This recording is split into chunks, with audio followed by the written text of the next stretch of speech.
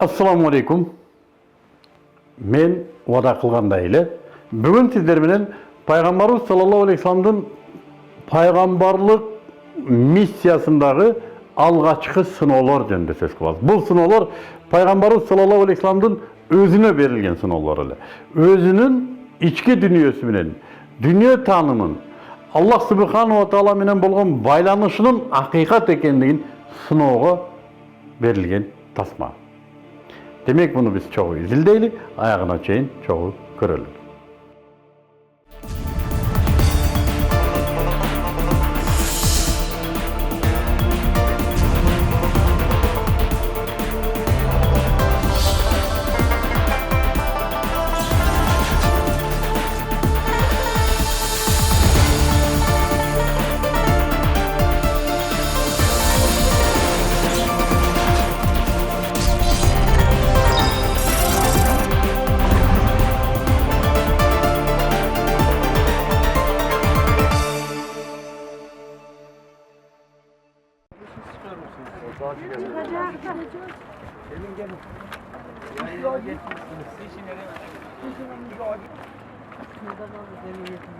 Efendimizin kabilesi, Beni Adi kabilesi adeta kılıçlarını kuşanmış, kılıçlarını dahi bu iş...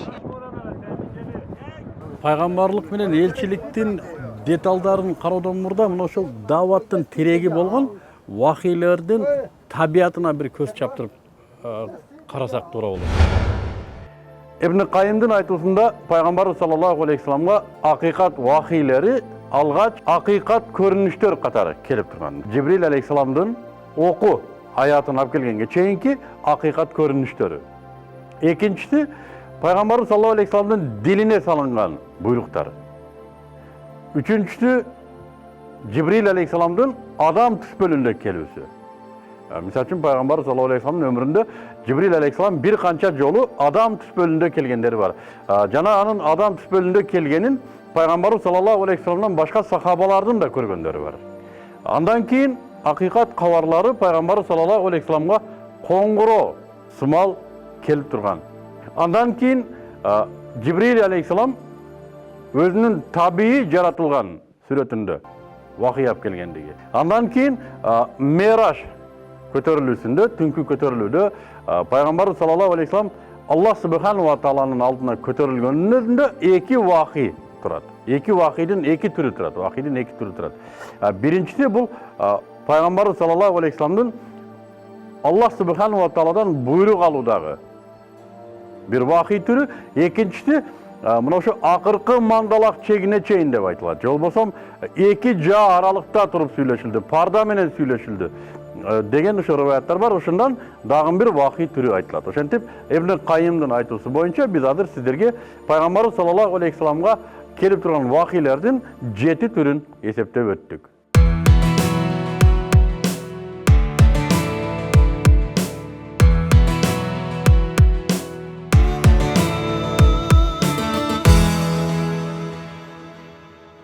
Hira toosу Мекке шаарынын түндүк чыгыш жагында жайгашкан.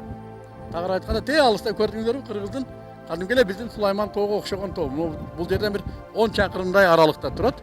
Мына ошол Сулайман тоодой болгон Хира тоосуна Аллах субханаху ва таала 40 жашында ошол Меккедеги бузуклуктардан жүрөгү безилдеп, өзүнчө бир пикирлеш үчүн, өзүнчө бир ой жүгүртүү үчүн жалгыздыкты саматып, ошол жерге бөлөт эле пайгамбарыбызды. Ошол жерде өзгөчө бир шартта тарбиялайт эле Аллах субханаху ва таала пайгамбарыбызды. Пайгамбар саллаллаху алейхи вассалам мына харамдын тегерегинде үйү бар эле, ушул айылда. Мына ушул Хирадан ушул жака чейин басып келип, кайра чыгып турат эле. Рамазан айында болсо толук мына ошол Хира тоосунда өткөрөт эле. Жана ошол жерде биринчи жолу Жибрил алейхисалам Пайгамбар саллаллаху алейхи вассаламга Иқра деген аятты алып түштү. Мындай көрүнүш 3 жылга созулду. Бул убакыт аралыгында Аллах Пайгамбарыбыз саллаллаху алейхи ва салламды келечектеги өтө оор жана жоопкердүү ишке, пайгамбарлыкка даярдаганын байкаса болот. азыркы уламалар айтышат, Пайгамбар саллаллаху алейхи ушул тоону келип тандагандыгынын бирден бир себеби ушул тоодон бүтүн бардык Меккенин ошол убакыттагы көрүнүшү бүтүн үстүнөн көрүнүп турган дейт да. Үй бүлөсүндө ошол тоого жакын жерге убактылуу көчүрүп, өзү арпага май кошуп сууга бышырылган тамагын алып, Хирадагы үңкүргө чыгып кетет.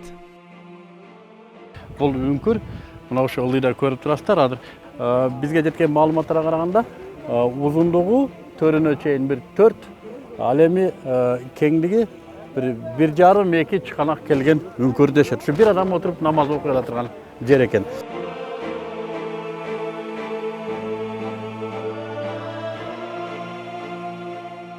Пайгамбарыбыз саллаллаху алейхи вассалам Хирадан Меккени карап, аны каптаган караңгылыктан каңгыры түтүп, ааламды, андагы жашоону тартиптеп турган парда артындагы бир улуу күч тууралуу кыялданчу. Адатынча ага келген жарды жакырларга тамагынан берип, алар менен көпкө сүйлөшөр эле. Ал эми акыркы жылы Аллахтан пайгамбарлык белгилерди таң саардай анык, так жана акыйкат түштөрдү көрө баштады. Аллах субханала таала өзүнүн пайгамбарларына пайгамбарлык милдетти 40 жаштын тегерегинде жүктөп келди. Мухаммад Муса саллаллаху алейхи вассаламга дагы алдыдагы турган оор пайгамбарлык миссия жөнүндөгү белгилер, анык болгон ишараттар пайгамбарыбыз саллаллаху алейхи вассалам 40 жашка толору менен белгилене баштады. Тактап айтканда Хира тоосуна 3-жылы үчүн чыкканда, пайгамбарыбыз саллаллаху алейхи вассаламга Жабраил алейхиссалам Курандын алгачкы аяттарын оку деп буйурду. Пайгамбарыбыз саллаллаху алейхи вассалам мен окуганды билбеймин дедим. Ал мени катуу кучактап, чыңалтып туруп оку деди. Мен окуганды билбеймин дедим дагы бир жолу. Ал мени мурдагыдан да катуураак кысып оку деди. Мен окуганды билбеймин дедим. Ошондо ал өзү сени уйган кандан жараткан Раббыңдын аты менен оку, жана сенин Раббың колу ачык деген аятты окуду деп эскерет. Кийинчерээк окумуштуулар бул күн биздин жыл эсебибизде биздин замандын 610 жылынын апрели экендигин аныкташкан. Тагыраак айтканда бул Рамазан айынын 21-ине караган түн эле. Мына ушул учурда пайгамбарыбыз саллаллаху алейхи вассалам ай эсебинде 40 жаш 6 ай 12 күндүк куракта эле.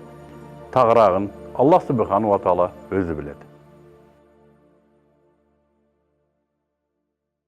Пайгамбарыбыз саллаллаху алейхи вассалам жүрөгү опку олжуп, корккондон үйгө чуркап келип, жубай Хадижага "Мени ороп кой" деп суранды.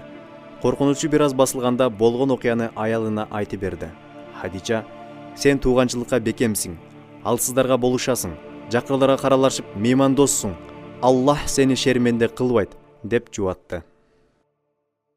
Ошентип Хадича энебиз пайгамбар саллаллаху алейхи вассаламды өзүнүн аталаш тууганы болгон Варака ибн Нуфалга алып келет. Варака ибн Нуфал ал кезде карып калган, көзү азиз болгон данышман карыя эле. Анткени ал ошол кездеги Юдея дининин китептеринен чечимдерди чыгарып, жана ошол чечимдерди түшүнө алган аксакал болчу. Ал пайгамбарыбыздын акыбалын сурайт. Эмнелер сага көрүндү деп. Пайгамбар саллаллаху алейхи вассалам өзү көргөн, билген нерселерин айтат. Ошондо Варака ибн Нуфал айтат: "Сага келген зат Муса алейхиссаламга келген зат" деди. Эгерде сени кийинчерээк журтуң элден чыгарып, сени кууй турган болсо, сага зулумдук кыла турган болсо, мен ошол кезде көзүм тирүү болсо, сага жардам берем деди. Пайгамбар саллаллаху алейхи вассалам аябай таң калат. Мен Муса алейхиссалам алып келген нерсени алып келсем элге, мени кыйнай бел деп. Ошондо Варака ибн Нуфал айтат: "Ар бир эл качан болбосун пайгамбарлар Аллах субхану ва тааладан акыйкаттап келсе, эл караңгылыгынан аларды журтунан чыгарып, кууп, өлтүргөнгө чейин барган" дейди. Пайгамбарыбыз саллаллаху алейхи вассалам Вараканын сөзүнө анчейин ынанбады көрүнөт. Бул сөз урулаштарына жетсе, алардын "Мухаммад акылдан тайыптыр" деген сөзүн ойлоп, кабатырлыгы анчейин басылбады. Ал өзү да ар кандай төлгөөчү, бакшы, көзү ачыктардан жийиркенчү.